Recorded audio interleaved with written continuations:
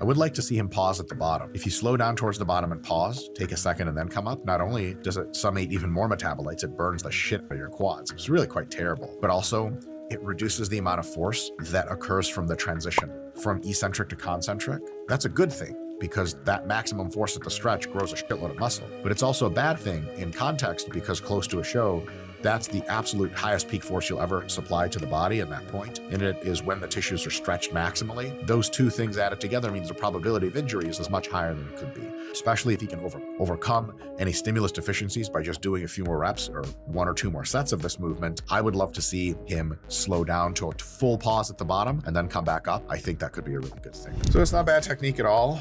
If I was critiquing here, what I would love to see is Chris maybe put on some weightlifting shoes to get extra heel support and thus increase his ankle mobility. Then to slide his feet as low on the platform as he possibly can while his heels are still producing as much power as possible and still in contact with the platform. That would allow him to have less degree of hip flexion. You train a lot of glutes and lower back leg pressing like this, but you want to train quads, which means you want as much knee flexion as possible. So if you take your foot and you lower it on the platform, you get more knee flexion, and that way you get a better quad stimulus. Now, the downside of that, so to speak, is that you can't use as much weight. And it's also, that position is just overall less stress through your body, less force, and probably better for all your joints. So something definitely to consider if you're training your leg press like this in your own spare time.